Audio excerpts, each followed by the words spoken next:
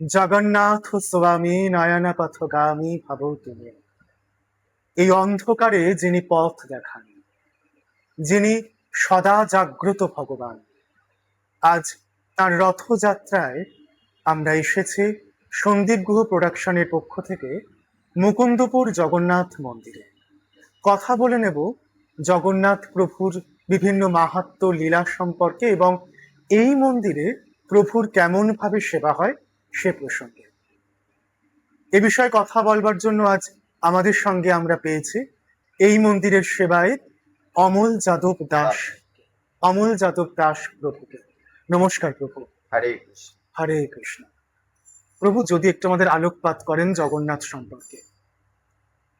নমো ওম বিষ্ণুপাদায় কৃষ্ণ পৃষ্ঠায় ভূতলে শ্রীমতী জয় পতাকা স্বামী নাম। নমো আচার্য পদায় নিত্যায় কৃপা প্রদায় গৌর কথা ধামোদয় নগর গ্রামোদ্ধারিণী। হরে কৃষ্ণ। আমি এই জগন্নাথের সেবা দীর্ঘ এক বছর 4 মাস বিগত সেবায় রয়েছি। তো এই সেবা আমাকে ইস্কন থেকে এখানে আনা হয়েছে। তো আমরা এখন এই সেবা কার্য চালিয়ে যাচ্ছি। এখন আমাদের স্নানযাত্রা হয়েছে, কিছুদিন আগে আমাদের স্নানযাত্রা হয়েছে। সেই স্নানযাত্রা এখন ভগবান আমাদের শয্যায় আছেন এবং জ্বরের নীলা করছে। সেই নীলা সম্মেলনে আমরা প্রতিনিয়ত ভগবানকে যেভাবে সেবা হয়, এই সময়টায় সেবা করেন ভগবানের প্রথমে যারা ভগবানের সেবা করছেন তারা হচ্ছেন সবর রাজা। সেই সবর রাজা থেকে এই সময় সবররা সেবা করেন। ওই সবররা সেবা কিভাবে করছেন, ভগবানকে বিভিন্ন রকমের শেকড় বাকড়ের রস দেওয়া হয় এবং তার সঙ্গে আমাদের ফলের জুস, দুধ এইভাবে তাকে সেবন করা হয়। তো আমরা এইভাবে ভগবানের এখন সেবা চলছে। আর বাকি টাইম যে সমস্ত আমাদের আরো বিগ্রহ আলোক্য আছে সেগুলো আমাদের আরতি করা হয়। সকালবেলায় আমাদের মঙ্গল আরতি হয়, দুপুরবেলায় ভগবানের ভোগ লাগানো হয়, সন্ধ্যাবেলায় আমাদের তুলসী আরতি হয়, গৌর আরতি হয় এবং ভজন কীর্তন হয়। তার সঙ্গে সঙ্গে আমাদের কিছু কৃষ্ণ কথা আলোচনা হয়। এইভাবে আমাদের সারাদিনটায় পরিচালনা হয়। আমাদের এখানে যে আগামী 16 তারিখে রথযাত্রা হচ্ছে, সেই রথযাত্রা অন্তত 20 থেকে 30,000 ভক্তের সমাগম হবে। তো এখানে আপনারা সকলকে আমরা নিমন্ত্রণ জানাচ্ছি, সকলেই আপনারা ভগবান শ্রী জগন্নাথের রথের দড়ি টানবেন, নিজের জীবন ধন্য করবেন। জগন্নাথ প্রভু বলেছেন, জগন্নাথ স্বামী নয়ন পথগামী, নয়ন পথগামী ভবতী। তার দৃষ্টির মাধ্যমে আমাদের কলিহত জীবকে উদ্ধার করার জন্য এই জগতে এসেছেন। কলিযুগের একমাত্র উপায় হচ্ছে ভগবানের নাম করা আর শ্রী জগন্নাথকে দর্শন করা। দর্শন এবং তার রথযাত্রা যে আমরা যদি তার দড়ি ধরে আমরা টানি, তাহলে আমাদের এই জন্ম মৃত্যু জড়াব্যাধি থেকে মুক্তি পেতে পারি। আচ্ছা আচ্ছা, এই যে রথের দিন আপনাদের মন্দিরের বিশেষ কি কি আয়োজন থাকে? রথযাত্রা মন্দিরে আমাদের সকাল থেকে ভগবানকে 56 ভোগের ব্যবস্থা করা হয়। আচ্ছা, তারপরে আজ সকাল থেকে বলতে আমাদের প্রথমে তো মঙ্গল আরতি হবে ভোরবেলা যেটা হয়। ভোরবেলাতে। তারপরে কিছু ছোট্ট একটা ভোগ লাগানো হয়, বাল্যভোগ। বাল্যভোগের পরেই আমাদের সিঙ্গার হয়, ভগবানকে সিঙ্গার করানো হয়। সিঙ্গারের পরে আমাদের কিছু আবার একটু কীর্তন হয়, গুরু পূজা হয়। গুরু পূজার পরে আমাদের আবার ভগবানকে ভোগ লাগানো হয়। 12টা 12:30টার মধ্যে ভোগ 56 ভোগ ভোগ। লাগবে। 56 ভোগ লাগার পরে 1 থেকে 1 ঘন্টা ভগবান রেস্টে থাকবেন। তারপরে রথের করে চাপবেন। রথে চাপার পরে উড়িষ্যি নৃত্য কিছু হবে রথের সামনেটায়। আচ্ছা সেই নৃত্য হওয়ার পরে বেলা 3টের সময় আমাদের পরিক্রমা শুরু হবে। পরিক্রমা শুরুর মাঝখানে প্রথমে আমাদের একটা ব্যানার থাকবে মুকুন্দপুরের। ব্যানারের পরেই কিছু কিছু ব্যান্ড থাকবে।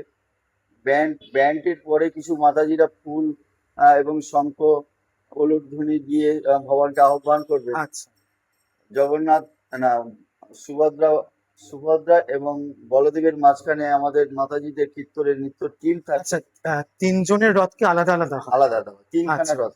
আচ্ছা। হ্যাঁ, এইভাবে আমাদের প্রসেসটা চলবে।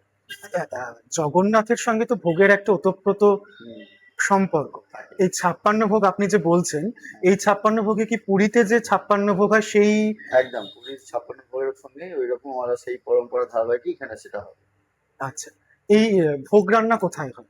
ভোগ রান্না আমাদের যেহেতু বড় হবে তাই আমাদের এখানে একটা মুকুন্দ ভবনের দোতলা আছে, সেই আচ্ছা। উপরে বিরাট একটা হল ঘর আছে, সেখানে হবে। এবং আমাদের কিচেন আছে, জগন্নাথের কিচেন আছে, এখানেও কিছু মিষ্টান্ন টিষ্টান্ন এবং পিঠে পুলিগুলো হবে। আচ্ছা। হ্যাঁ, আমাদের 2-3 জায়গায় রান্না হবে। লোকমুখে জগন্নাথ সম্পর্কে অনেক কাহিনী আমরা জানতে পারি। ঠিক যেমন জানতে পারি যে জগন্নাথের কাঁঠাল খুব পছন্দের ফল, এবং এ প্রসঙ্গে অনেক লীলার কথাও ঘুরে ফিরে আসে। যদি একটু আমাদের আলোকপাত করেন প্রভু। খুব ভালো কথা, ভগবানের এটা অতি বাস্তব, কাঁঠাল খুব প্রিয়। আমাদের সামনেই কাঁঠাল দেখতে পাচ্ছেন। হ্যাঁ, কাঁঠালটা উপরে রাখলে ভালো হতো, কিন্তু যাই হোক, কথা হচ্ছে আমরা আচার্য মুখে শ্রবণ করেছি যে ভগবানের যিনি দাস সেবাই বা পূজারী, তার নাম ছিল রঘুনাথ। তিনি ভগবান, তার সঙ্গে এমন জগন্নাথ এবং রঘুনাথের সঙ্গে কথা কত করতেন। হ্যাঁ, পূজারীর সঙ্গে। তো তিনি রঘুনাথকে বলছে, রঘুনাথ, আমার বড় একটা ইচ্ছে জেগেছে, সেটা তুমি পূর্ণ করবে? প্রভু বলুন। তো আজকে রাত্রে আমরা কাঁঠাল চুরি করতে যাব। সে কি কথা, আপনি তো চাইলেই হাজার হাজার কাঁঠাল চলে আসতে পারে। না না না, চুরি করার একটা টেস্ট আলাদা।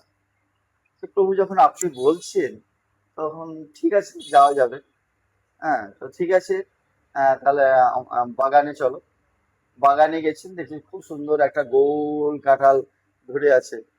পাকা, বেশ সুন্দর, সেন্টও বেরোচ্ছে। তো রঘুকে বললেন যে, রঘু তুমি ওপরে উঠো, আমি নিচে থেকে লুপে নিই। হ্যাঁ, তো ওপরে রঘু উঠেছেন। আর উপর থেকে উঠেই কি বলছে যে, প্রভু আপনি রেডি আছেন তো? বলছে, হ্যাঁ রেডি আছি।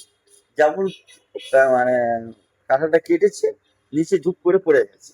হ্যাঁ, তখন বিচ্ছিন্ন হয়ে গেছে। আর কাঁঠালের আওয়াজ পেয়ে যিনি ওই বাগানে যিনি জোগাতেন, তখন ভগবান ওখান থেকে ছেড়ে ওই মন্দিরে ছুটতে ছুটতে মন্দিরে এসে চলে গেছেন।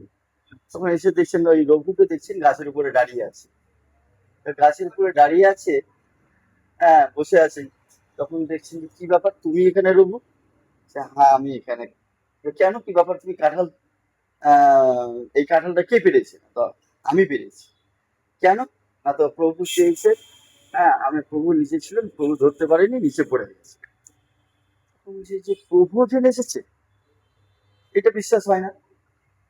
তখন মন্দিরে গিয়ে দেখছেন, হ্যাঁ, ওকে বলছে যে, তুমি প্রভুর দোষ দিচ্ছ, ভগবানের দোষ দিচ্ছ, তোমাকে তো ছাড়া যাবে না। তখন তিনি ওখানে নিজে বিচার বসিয়েছেন যে, দেখো এখন ভগবানের নামে তিনি আহ কিরকম বদনাম করছেন। তখন জগন্নাথের কিছু প্রমাণ পেলেন। ওখানে একটা উত্তরীয় ছিঁড়ে এসেছিলেন, গাছের গোড়ায় লেগে গেছে। আচ্ছা, সেই উত্তরীয় যখন বলেছে, তখন কাঁঠাল গাছের গোড়া। কাঁঠাল গাছের গোড়ায়। ওখানে গিয়ে দেখছেন যে, দেখো তোমার, আমার এখানে একটা উত্তরীয় আছে, আমি যে গেছিলাম তার প্রমাণ হচ্ছে আমার একটা উত্তরীয় আছে। হ্যাঁ, আর কিছু পায়ে ওই একটু বর্ষাকাল তো, এরকম টাইম তো, আহ, আষাঢ় মাসে এই কাঁঠাল পাকে। তো বর্ষাকালে কিছু পায়ে কাদাও তার, মানে কাদা মাটি লেগেছিল ভগবান। তো এই দেখে ওখানকার যিনি যে জমিদার বিশ্বাস করলেন, সেই রঘুনাথের কাঁঠাল চুরি, যে ভগবান যে কাঁঠাল খেতে ভালোবাসেন, তা এটা প্রমাণিত হচ্ছে যে ভগবান নিজে এটা কাঁঠাল চুরি করে খেতে ভালোবাসে। তখন থেকে ভগবানের কাঁঠাল আমাদের সর্বদা শ্রী জগন্নাথের কাছে আছে। বাসুদেব ঘোষ বলি করি জোর হাত, যেই গৌর সেই কৃষ্ণ সেই জগন্নাথ। মহাপ্রভুর সঙ্গে জগন্নাথের এক ওতপ্রোত সম্পর্ক, এবং আমরা তাকে সচল জগন্নাথ মনে করি। যদি এই প্রসঙ্গে প্রভু কিছু আপনি বলেন। তো মহাপ্রভু, এটা আমাদের পরম্পরা ধারায় আছে যে, পৃথিবীতে আসে যত নগরাদি গ্রাম, সর্বত্র প্রচার হইবে মোর নাম। সেটা এখন আমরা মায়াপুরের মাধ্যমে গেলে আমরা বুঝতে পারি যে সবসময়ের জন্য 20 থেকে 25টা দেশের লোক সবসময় ওখানে উপস্থিত থাকেন। তো এই যে নীলাচলে মহাপ্রভু আমাদের টোটাল 48 বছর এই জগতে ধরা হয়েছে।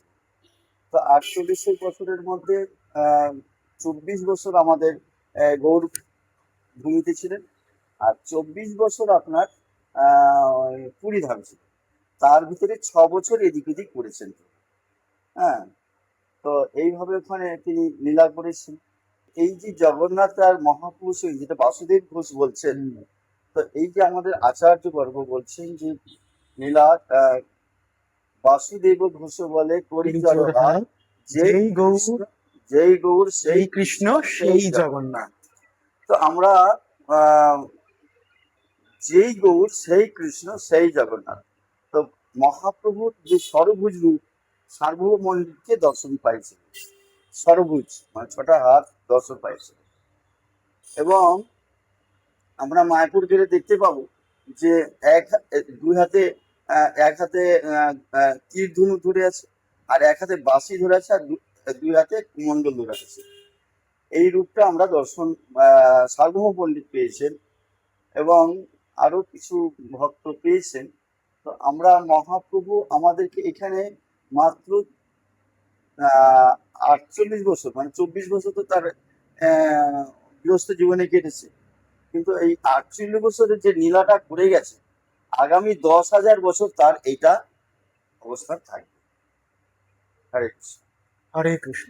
আসলে প্রভুর লীলা তো কথায় বলে বর্ণনা করা যায় না।